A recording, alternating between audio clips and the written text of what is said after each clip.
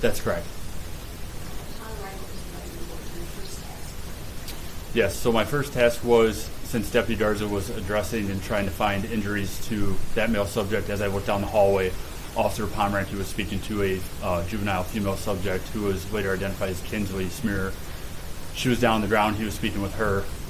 As he was speaking with her, she was, at that point, she was still talking with us and basically telling us that she was shot. She did not know where, but that she could not move. Because initially we'd like to get her out of the residence, get her to basically a gurney as fast as possible, get her treated. But at that point, she stated that she could not move.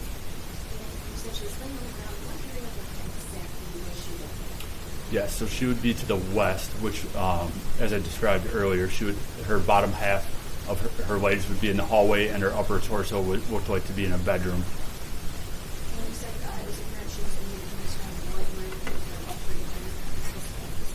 Yes, we were trying to initially see where she might have been shot at. She did state that she was shot. So we looked at her legs, chest, back. We didn't see anything. There was a large amount of blood by her face and chin, but at that point we did not see any entry wounds.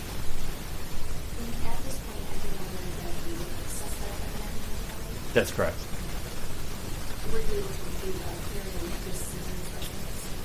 Yes, while I was speaking with Kinsley, with Officer Pomeranke there, Officer Witten did advise me. Officer Witten's also on the special response team that a secondary search had not been completed of the residence.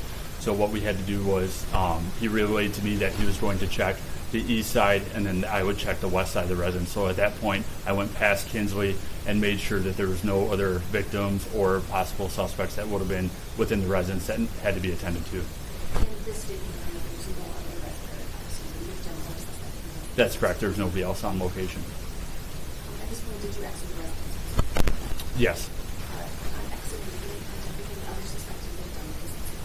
Yes, so outside, kind of sitting towards the east on a curb, which would have been the mother, which was later identified as Brandy Smerer. Was there anything else that you were finding? Yes, there would have been another juvenile male that was later identified as Bentley Smerer.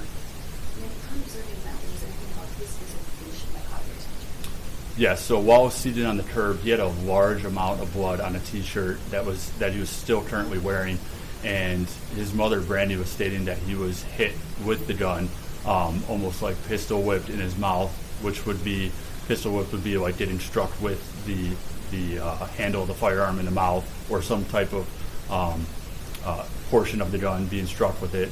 So I just thought that was a large amount of blood for being hit with a firearm. So I continued just to kind of look around on him, try to address his, and see if he had any other injuries while I was speaking to Brandy as well. And as you were close up to him and doing this evaluation, did anything else come to your attention? Yes, at that time there was also a tri-hospital paramedic that was standing next to me, and he kind of had longer hair, and it was kind of matted down due to blood being on his face. So once that hair kind of moved out of the way, we then saw a gunshot entry wound on the left side of his face. And that's what Bentley was described? That is Bentley, correct. And you said he was with his mother, Brandy, is that correct? Yes. If I recall correctly, he was kind of sitting on the curb, and she was sitting directly behind him, kind of like holding on to him. And you would testify that while you were involved, there were multiple calls that were being described as so is that correct? Yes. Were you given information that Brandy was one of those callers? Yes, I was. And then as you approached Brandy here on the curb, what was her demeanor? Very distraught, and obviously in distress, possibly in shock, just trying to figure out what was going on. She did.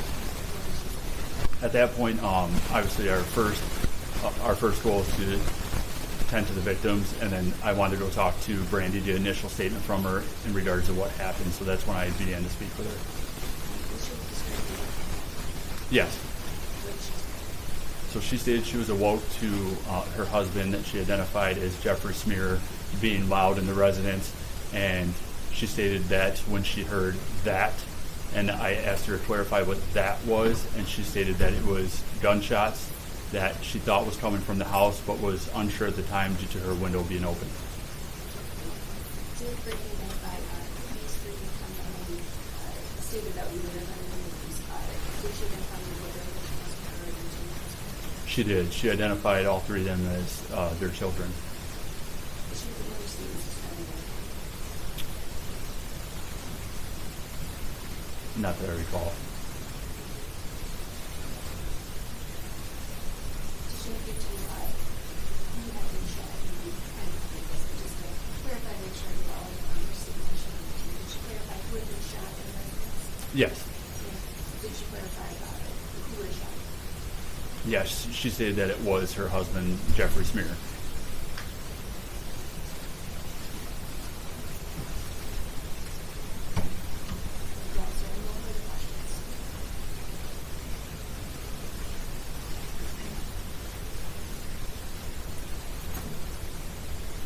Morning. Morning. Officer Daly, when you arrived on the scene, who was present? Who was present at the scene? Yes. It would have been officer-wise or just any? Let's start with officer. Okay, so it would have been Officer Maxfield, Officer Kellerman, Officer Witten, Officer Pomeranti, and myself, Officer Daly. And non-officer. As we approached the residence, Jeffrey Smerer would have been face down on the ground, being taken into custody. Within the residence would have been Deputy Garza, as well as Aiden Smerer, Caleb Smerer, and Kinsley Smerer were in the residence. Fair to say that the individual that you had contact with and talking to them was Kinsley Smerer and Brandy Smerer? Correct. Do you know if a firearm was recovered at the scene? Yes, there was. Were you part of that? No, Did you personally see the firearm? I did.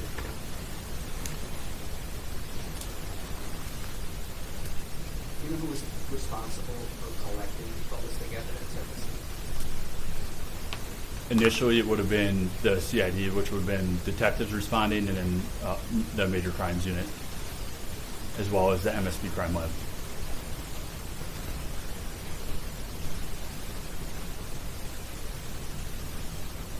So you were not personally involved in the collection of evidence?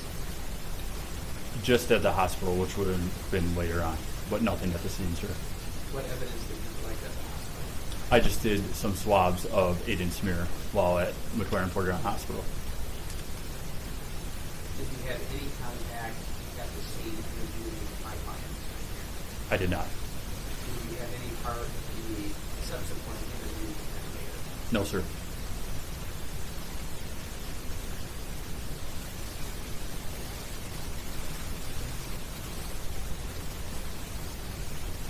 Did you interview any eyewitnesses apart from the two that I've already mentioned, Brandy and Kinsley Smerer?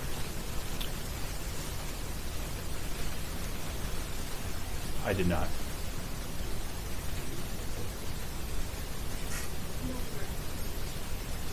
Thank you, sir. You can call Detective Sharp.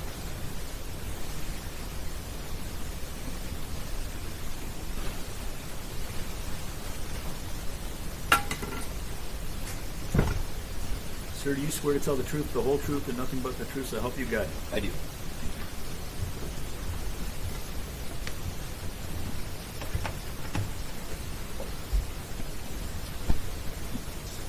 So could you please state your name for the record, spell your last? Grafton, Grafton, Sharp, Sharp. And how are you employed? I'm a detective with the city of Port Huron. How long have you been employed in law enforcement with the city of Port Huron? It'll be 22 years in December. How long have you been a detective with respect to the employment of the department? Since 2019. Were you requested to assist with an investigation involving Jeffrey Smerer? Yes, I was. What were you requested to do with respect to that investigation? I was requested to respond to the Lake Huron Medical Center, check on the status of Kinsley and of Jeffrey Smerer. Did you see Kinsley Smerer there? Yes, I did. And what were your observations of Kinsley? She had a suspected bullet wound to the center right of her chin. Was she able to speak? No, she was not. And What did you do as it related to Jeffrey Smerer? We Mirandized Jeffrey Smerer and then conducted interviews. Is Jeffrey Smerer present in court today? Yes, he is. Can you indicate where to see what he's wearing? He's at the defense table next to Mr. Kelly, and he's wearing oranges. May the record reflect the identification there. It will. Now, you indicated that you read Mr. Smerer his Miranda warnings, I did. and did he acknowledge understanding those? Yes, he did. And did he agree to speak with Yes. you? Now, during your interview with Mr. Smerer, is the interview being recorded? Yes, it is. By what method? By my Axon body camera. And did you, in fact, that day interview Mr. Smerer more than one occasion? I did. How many times did you interview Mr. Smerer? 5 times. On all of these occasions, were the interviews recorded with the Axon body camera? Yes, they were. Now, I'm not going to ask you about individual interviews, but did you re-Mirandize Mr. Smerer after the first interview? After the second interview, Second interview? I asked him, or advised him I had read him his rights. I said that each time we talked to him, his rights are extended, and I asked him if he understood that, and he stated he did. Were all of the interviews done at the hospital? They were not. Where was some of the other interviews? The 5th interview was done at the St. Clair County Jail in room C. And for that interview, was Mr. Smerer fully re-Mirandized? No, I again spoke with him about Mirandizing him at the hospital. I advised him that his Miranda warnings still were extended there. He stated he understood that. I asked him if he wanted me to read them again, and he stated no. At any point in time, did Mr. Smerer seem to express confusion or difficulty understanding the questions that you were asking? He did not. Did you ask him what happened? I did.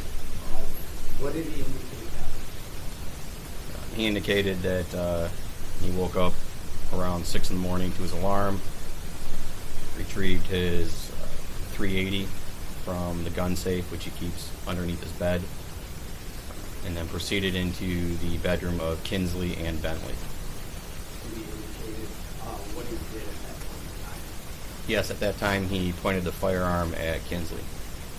Did he shoot her at that time? He did not. What did he do after that?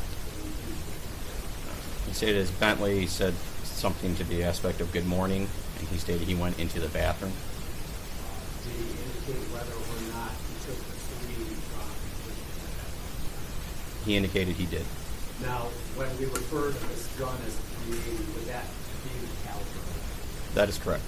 Was it your understanding that a .380 gun was in fact seized and taken into evidence? Yes.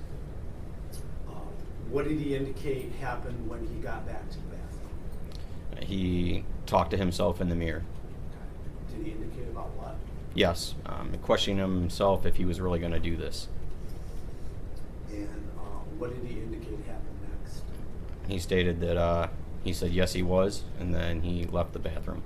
And where did he indicate he went first? He went into the bedroom of Kinsley and Bentley. And did he indicate what happened when he got to that bedroom? Yes, he did. What did he indicate he did at that point? He stated he couldn't see Bentley, that he was underneath a blanket, but he saw the glow of a cell phone. And did he indicate what he did after that? Yes, he stated he aimed at the cell phone and fired. Did he indicate where he was aiming or where he believed he was aiming in respect to Bentley's body? No, he just said he couldn't see anything, so he was aiming towards the glow of the cell phone. Now, did he indicate, were these his children he was talking about? Yes, he did. Did he indicate their ages? He did. How old did he indicate Bentley was? Bentley, he stated, was 13. And how about Kinsley? Kinsley, he stated, was 12. Did he talk about any other child? Yes, another son named Caleb. Okay. And did he indicate how old Caleb was? He indicated Caleb was 17. So he indicated that he shot first at Bentley underneath the cover. That's correct. And what did he indicate he did next? He turned. He stated Kensley was getting up, and he aimed at her throat and fired. And did he describe anything that he saw as a result of that? A large amount of blood. Did he? What did he say he did next? He proceeded to go into the living room. And what did he do there? Caleb was sitting on a couch near their front door, and he aimed at Caleb. Did he indicate where he aimed at Caleb at that point? Initially, he stated he aimed at Caleb's head. And did he indicate what he did? Yes, he fired. And did he indicate what happened after he fired toward Caleb? He indicated Caleb slumped over. And what did he say happened after that? He believed his 380 had jammed. Okay. Did he indicate what he did at that point in time when the 380 initially jammed? Yes, he indicated he was going to the back bedroom where he had more. He described it as he had 2 more items that contained ammunition. Did he indicate what the purpose for going back to the back bedroom again was? Yes, to get more ammunition due to the fact he was out. And did he indicate anything that happened to him during this time period? Yes, he was disarmed by Brandy and his son Aiden. Did you ask him at any point in time why he focused and shot those 3 children? I did. What was his reason for that? His reason was that he was closest to Kinsley and Caden. He also said that Kinsley was close to Bentley. And did he indicate what his overall plan was with respect to shooting all of those kids? He did. What was the plan? It was to take Kinsley, Bentley, and Caden with him and then shoot himself. Now, was there any discussion or any questioning regarding how long he had been thinking about killing or shooting anyone? Yes, there was. How long prior to this did he indicate? He advised me approximately a week prior.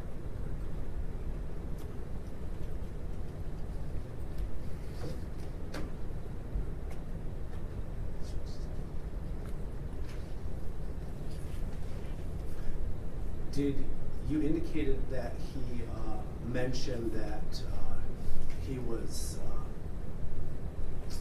stopped by his wife and Aiden. Did he indicate whether or not he had tried to harm himself in any way? Yes, he did. What did he indicate he did? Initially, he indicated he took multiple forms of medication that he had located in their master bedroom. He advised that after that, he also attempted to cut his left wrist, or he did cut his left wrist. And did he explain with what? Yes. What did he indicate he cut his wrist with? A gray-handled souffle knife. And did you observe any injuries on him that would be consistent with that? I did. What did you see? I observed a cut on his left wrist. And just from approximate time frames from the multiple interviews, when did the first interview start? It would have been approximately like 7:10 hours a.m. And then the latter interviews, would that have been when he was cleared from the hospital and moved to the jail? Yes, then that would have been at approximately 15:30 hours, like 3:30 p.m. Okay. All right. Thank you. That's all. Mr. Kelly?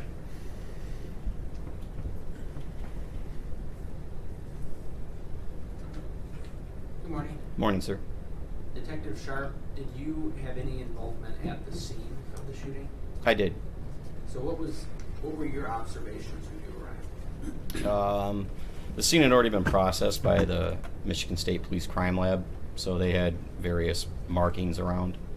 And then I just was responsible for searching the master bedroom. Was my client, Mr. Smerer, still on scene when you arrived? No, he was not. I would have arrived there at approximately 5 o'clock p.m. Did you You testified just a moment ago that the first interview you did with my client was around 7 a.m. About 7:10, yes. So you conducted interviews before you actually went to the scene. That's correct.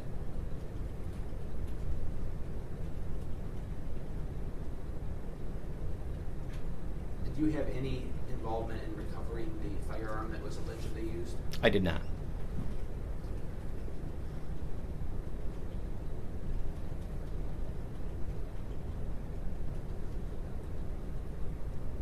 And so you said that when you talked to Mr. Smerer for the first time, that was approximately 7:10 a.m. That's correct. Do you know at approximately what time the shootings took place? I do not. I was called around 6:26 a.m. to respond to the hospital, so it would be prior to that. Would you agree with me that when you first spoke to my client, it was approximately 1 hour or so after the shooting? That's correct. He stated he got up around 6. What was his condition when you first observed him, my client? He was in the hospital bed, and he had a bandage on his left wrist. Well, how would you describe his demeanor? He was cooperative in talking.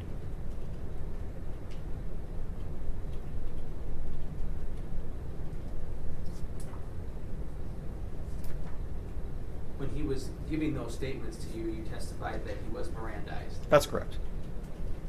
Were you wearing, I think you testified you were wearing your Axon body-worn camera, That's correct. and that was operating and recording the interview? Yes, it was. When you interviewed him, were you by yourself? No, I was with Detective Chris Smith.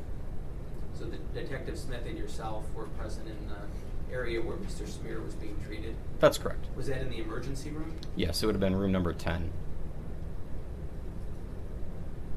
And if you know, what sort of medical care was Mr. Smerer under when you were talking to him? He was being treated for his left wrist, is all the medical care that I saw while I talked to him. And you're aware that he had taken a large amount of prescription pills? He told me he had taken pills. I was not aware how much or if he actually had. Were you able to confirm if he was receiving any type of treatment for the pills that he may have ingested? I was not. I did observe several hours later he was given charcoal, but I was not advised how much he actually consumed. Were you able to confirm whether he'd been given any sedatives or any other medications? No, I did not. Do you know now if the hospital administered any type of medications to him? I do not. Only the charcoal.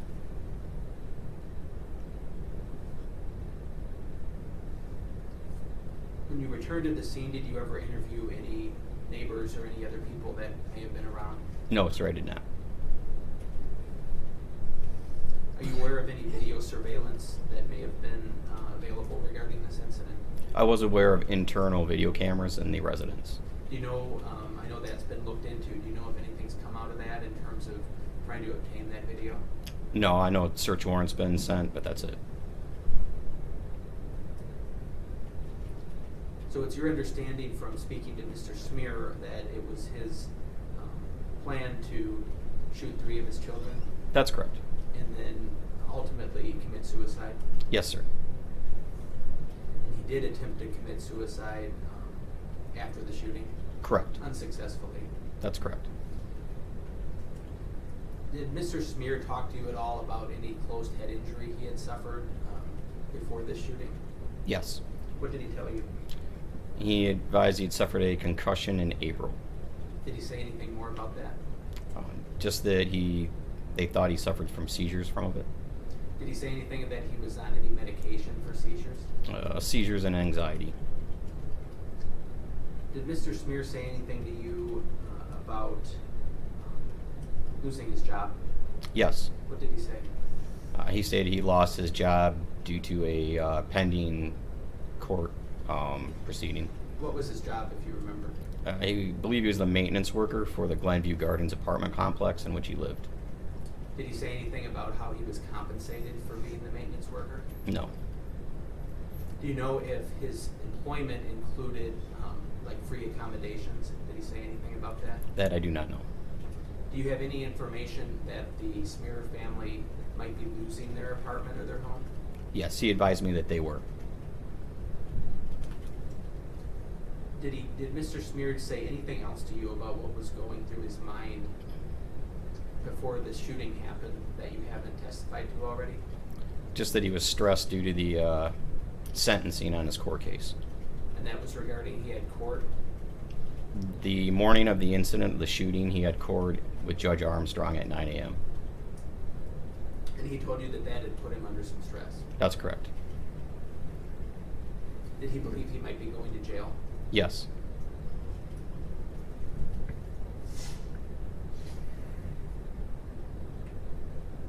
I have one moment, Your Honor. Please.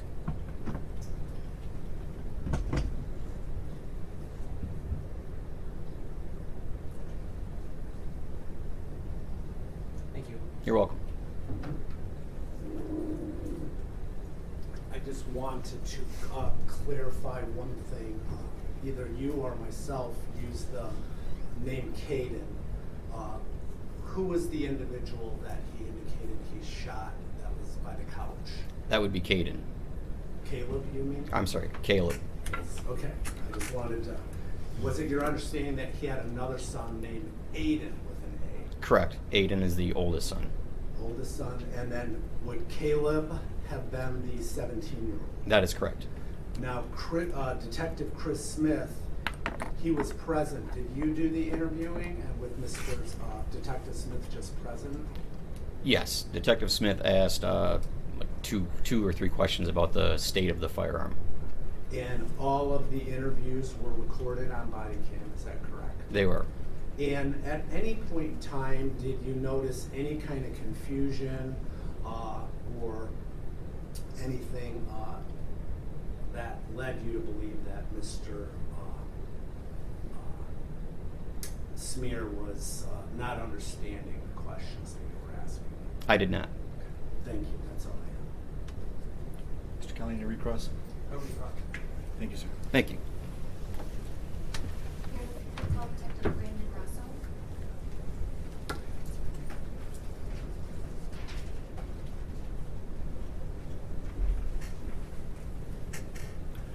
You swear to tell the truth, the whole truth, and nothing but the truth, so help you God? I do.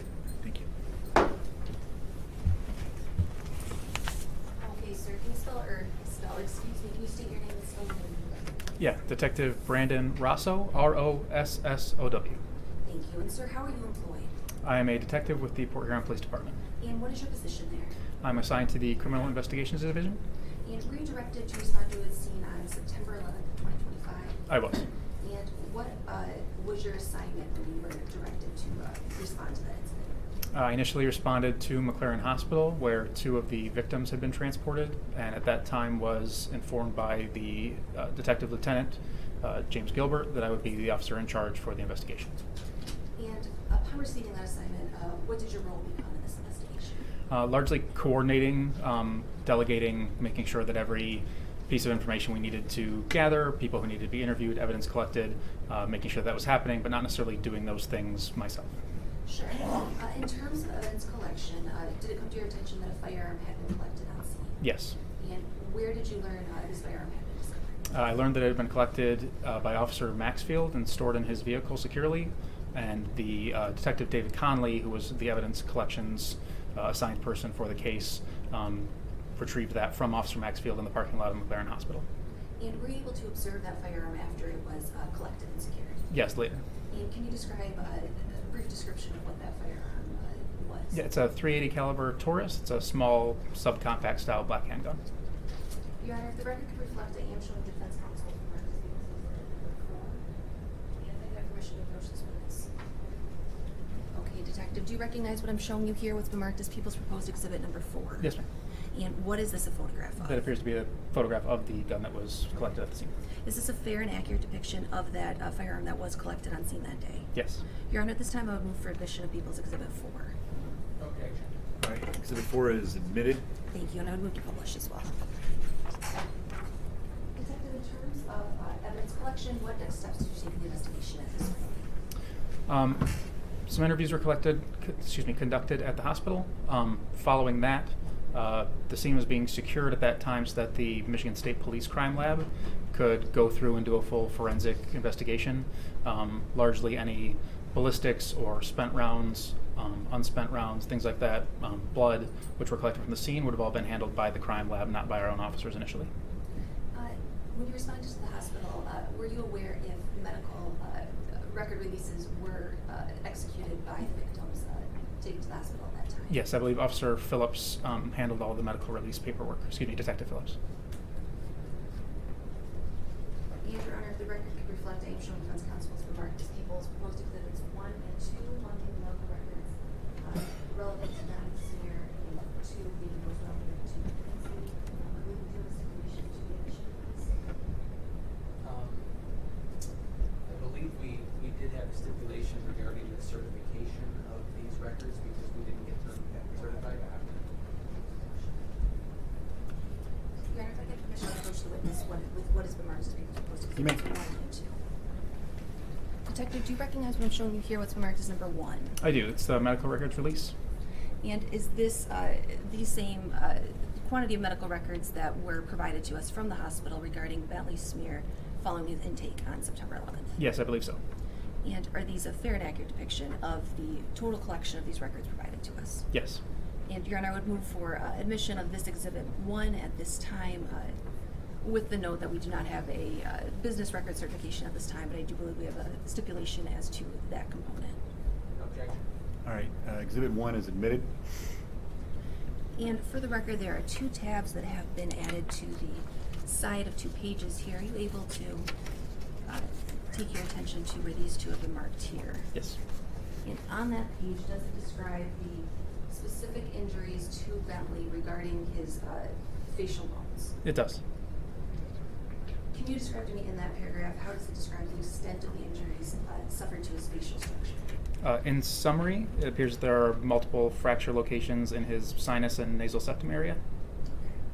Okay. And just for added clarification, at that point there, it does indicate that his facial bones were fractured. Is that correct? Yes. Acute non-displaced fracture. Okay.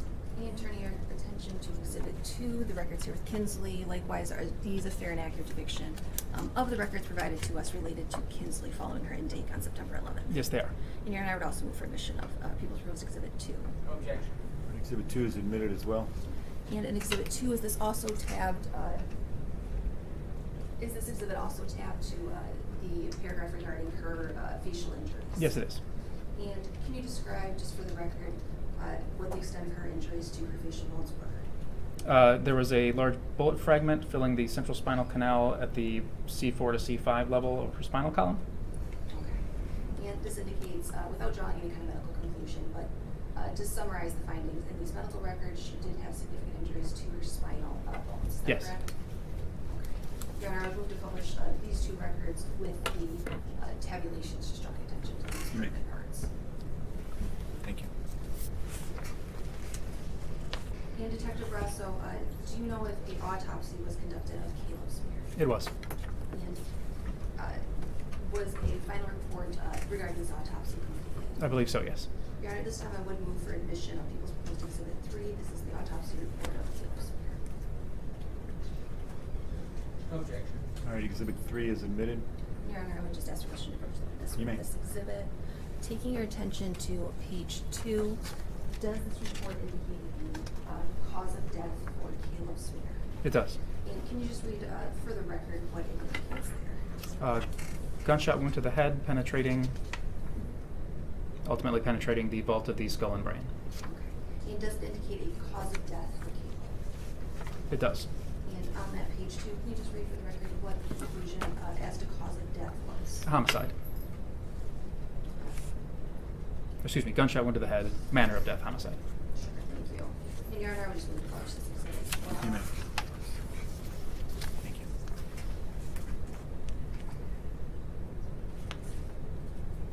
I have no further questions for this witness. Thank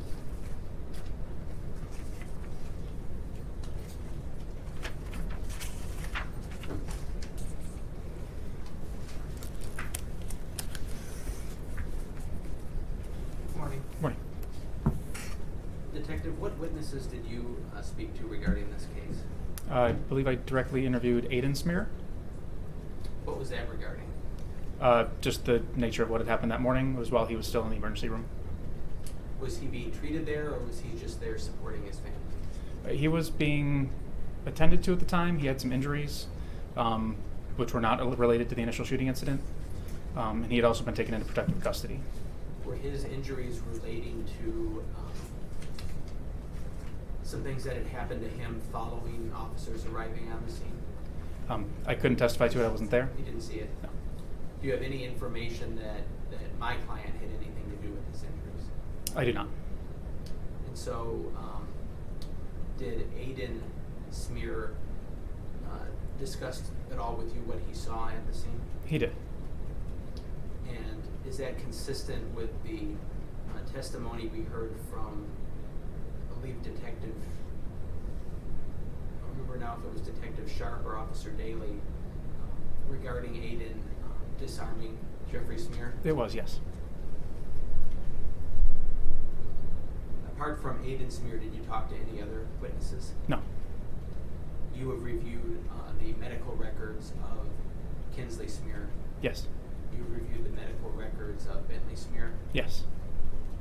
And your testimony is that both of those children had fractures to their bones. Yes.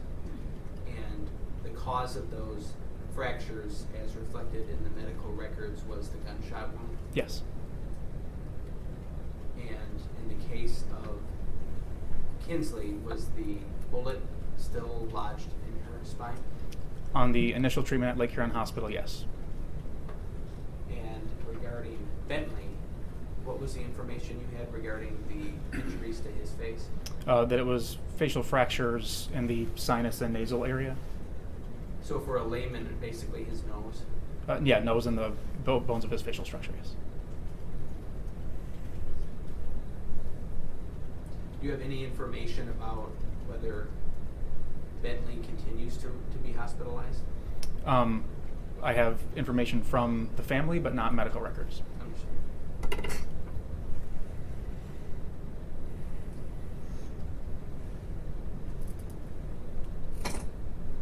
Regarding the autopsy of Caleb Smerer, it is the conclusion of the medical examiner that his cause of death was that gunshot wound to the head. That's what the report indicates, yes. And the manner of death was ruled a homicide. Also, yes. Thank you. And I have no redirected suspects. Thank you, sir. And I have no further witnesses or exhibits for the rest of the city. Counsel? Your Honor, the defense does not intend on calling any witnesses or presenting any evidence today. Your Honor, I would ask that the court bind over the defendant as charged. In count 1, he is charged with a murder as to Caleb Smerer. The testimony and the evidence support that Caleb died as concluded by medical examiner as a result of a single gunshot wound. We heard testimony that the defendant confessed multiple times to being the shooter, the person who shot him in the head, causing what led to his death. We heard testimony that he confessed to planning and considering this course of action for the still prior to the shooting, that he had initially entered the room, left, and re-entered before he began shooting the victims in this case, that he considered whether he was really going to do this, and he did make that conscious decision to do so. We heard testimony that his confession was corroborated by the recovery of a weapon matching the description on scene, by the observations of the victims in the same areas of the home by the officers, as well as by Brandy and the victims themselves, who were able to speak to somebody on scene. As to counts 3 and 5, assault with intent to murder, as to Bentley and Kinsley, we heard evidence that the defendant certainly tried to physically injure both of them, that he did shoot each of them at close range in the head area with a firearm. At the time he did that, this gun obviously was loaded, he had the ability to harm them and